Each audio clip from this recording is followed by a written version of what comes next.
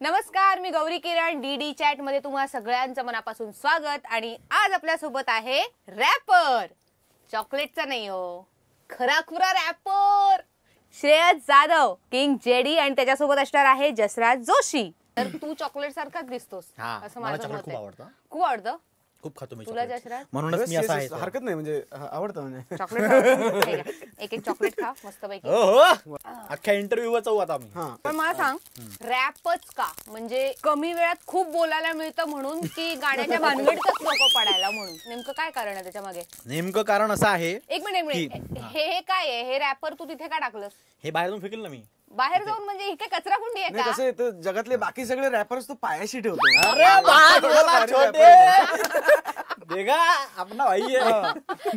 मी जो प्रश्न विचारला तुला की खरंच कमी वेळात खूप बोलायला मिळतं, खूप मांडायला मिळतं म्हणून की गाण्याच्या भानगडीतच नको पडायला? हे गाण्याच्या भानगडीत असा विषय नाहीये. आणि कमी वेळात खूप बोलायला मिळतं तो एक विषय मी ऍग्री करेल की खूप कमी वेळात खूप जास्त बोलायला मिळतं.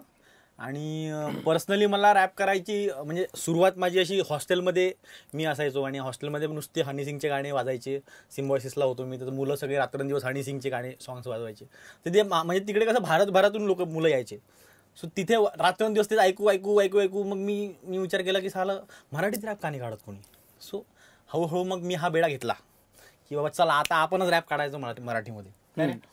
सो असं सुरुवात झाली माझ्या. जसराज जोशी म्हणजे इमॅजिन काय होतं माहितीये का? असं छान किंवा एखादं शास्त्रीय एखादं छान वाद्य घेऊन माणूस बसलाय आणि प्रत्यक्षात बघितल्यानंतर आपण कुठल्या काळात जगतोय असे सुद्धा. म्हणजे माझ्या आई वडिलांनी आजोबांनी असंच इमॅजिन केलं होतं. त्यांचा जरा भ्रमनिरास होतो नेहमी मला बघून. पण आहे असं आहे, म्हणजे मी आधी क्लासिकलच शिकायचो. मग कॉलेजमध्ये असे वेगवेगळे मित्र भेटले. एक जण रॉकवाला होता, एक जॅझवाला होता. त्याच्यामुळे मग फ्युजन मध्ये घुसलो आणि क्लासिकलच फ्युजन झालं. हा, माझंच फ्युजन झालं. गातो तसं क्लासिकल, पण वेगवेगळं काय काय गायची आवड आहे. पण मग हे कपडे वगैरे डिझाईन तू स्वतः करतोस? म्हणजे करून घेतो? त्याच्या कपड्यावर का घुसले? त्या साडीचा काठ वापरला ना त्याने. अच्छा, हो, अरे हे मला कळलं नव्हतं. माझ्या डोक्यात आईची साडी फाडली आहे का बहिणीची का कुठून मागवली? बायकोची. मी सिंगल आहे.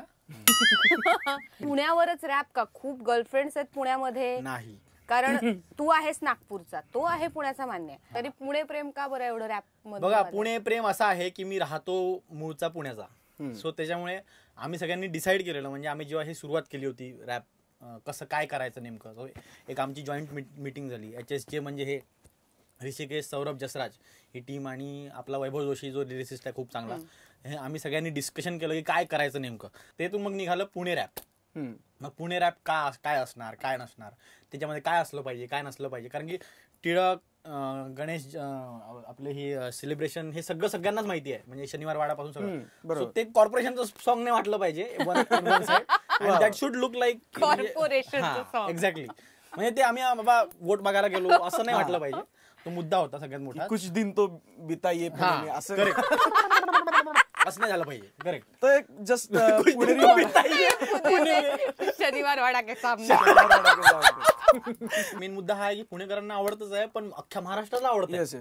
म्हणजे विदर्भाच्या लोकांनाही आवडत आहे. That is a big thing असं म्हणता येईल. त्याच्यामध्ये काही लोक असे आहेत की जे म्हणतायत की तुम्ही टिंगल उडवली, ह्याला कला नाही म्हणत आणि ह्याला असं नाही म्हणत. पण भावा, मी त्याला हे सांगतो त्या लोकांना की याच्यामध्ये जेवढं पुण्याची उडवली आहे ना, तेवढी नागपूरकरांची नाही उडवली आहे. तुम्ही नीट गाणं आहे का एकदा. म्हणजे ते सार्कॅस्टिकली म्हणजे पुणेकरांनी काय लिरिक्स सांगितले आहेत ते तुम्ही समजून घ्या आणि मग बोला. आमचे काय छोटे छोटे रस्ते, सारखे वनवे, इकडे तिकडे एसी नसलेले टाळून म्हटलंय. त्याचा पण आम्हाला माज आहे. उलट नागपूरची तारीफ केली आहे. हल्दीला मंत्री दिले, काय काय नाही दिले आम्ही नागपूरकरांनी. पण नागपूरकरा, मी पुणेकर पण आहे, मिक्स ब्रीड आहे जरा. तू सगळीकडे पसरतोयस आता. म्हणजे नागपूर आहे, पुणे, आता मुंबईत हातपाय पसरायला तू. तर मला वाटतं मी सगळ्यात मोठा पॉईंट म्हणेल इथे, मी इंडियन आहे. इनकलाब जिंदाबाद, भारत माता की जय. आणि दुसरा मोठा पॉईंट म्हणजे मी महाराष्ट्रीयन आहे. सगळ्यात मोठा पॉईंट किंग जेडी. तर मला प्रश्न असा विचारायचा आहे की मगाशी म्हणाला की खूप फुरसतीत सगळं चालू असतं तुमचं. तुझं पहिलं रॅप आलं ऑनलाईन बिनलाईनच्या वेळेला, ऑलमोस्ट 1.5 वर्ष होऊन गेलं त्याला. तू खरंच 1 ते 4 झोपतोस का रोज? नाही. मग एवढा वेळ का लागला हे रॅप यायला? 1 ते 4 झोपत नाही, कारण की मी ऑफिसला असतो आणि मला खूप कामं आहेत. आणि दुसरा क्वेश्चन जो तू विचारला की त्याच्यामध्ये एवढा वेळ का लागला सॉन्ग यायला, तो ते गाणं केल्यानंतर मी 2 फिल्म्स पण केल्यात सायमल्टेनियसली. एक बघतोस काय मुजरा कर आणि एक बस स्टॉप. आता याच्या पुढे घोड दौड अशीच चालू राहणार आणि आता थांबणार नाही. जे 1.5 वर्ष तू मला म्हटलंस की तू थांबलास, ते 1.5 वर्षात मी 150 रॅप लिहून टाकलेले आहेत आता. आणि ते 150 रॅप रिलीज करायला मला 1 by 1 step by step Everest एंटरटेनमेंटची मदत मिळालेली आहे. सो ह्या पद्धतीने मी आता चाललोय, म्हणजे एक स्टेप बाय स्टेप आपण व्यवस्थित करूया, मराठी पॉप इंडस्ट्रीला एका चांगल्या लेवलवरती नेऊया, ही आपली इच्छा आहे.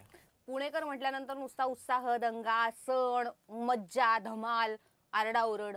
आता इतकं छान गाणं तू त्यांच्यावरच केलंयस म्हटल्यानंतर तुझी मिरवणूक कशातनं निघाली? हत्तीवरनं, पालखीतनं, की काय आता तुला तोडे मिळणार आहेत काय? पुणेकरांचा ऍटिट्यूड असा असतो की हा छान आहे गाणं, त्यात काय एवढं, त्याचं पण कौतुक नसतं. बरं आहे, त्यामुळे शेवटी 2 व्हीलरवरच फिरावं लागतं. पुण्यात ऍक्च्युअली 2 व्हीलरच बरी. श्रेयस, तू नागपूरचा आहेस पण पुण्यात राहतोस किंवा पुण्याचाच आहेस थोडक्यात, तर तुला अशा कुठल्या पाट्या खूप इंटरेस्टिंग वाटतात पुण्याच्या? काय गोष्टी तुला इंटरेस्टिंग वाटतात? काय पद्धतीचे लोक काय काय लिहितात रे, म्हणजे पार्किंग, तिथे पार्किंग नाही लावायची आहे ना, तर तिथे काय काय बोलतात ते लोक. नॉर्मली कसं लिहितील की येथे थुंकू नये, तर आमच्याकडे कसं लिहितील की येथे मूर्खांनी थुंकावे. मग कोण थुंकेल आता सांगा?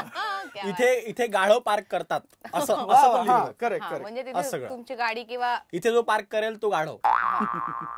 मी 2 मिनिटं तिथे पार्क करून गेलो होतो, मला ते लक्षात राहिलं. आणि खाली हुकुमावरून, म्हणजे कोणाचा हुकूम असतो, काही असं काही हुकूम वगैरे नसतो हुकुमावरून. मी असं वाचलं होतं खूप लहानपणी की आमच्या दारासमोर मिरची लिंबू टाकू नये, टाकणाऱ्याचे डोळे जातील वगैरे.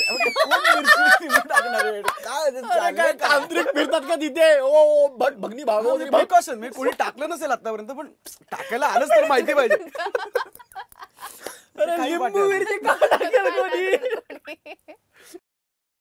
जसराजला नाचवलं का नाहीस तू या व्हिडिओ मध्ये? काय नाचला तो, डेंजर. मी असं नाचलो तरी फार हलत नाही ते लांबून पाहताना कळत नाही नाचतोय.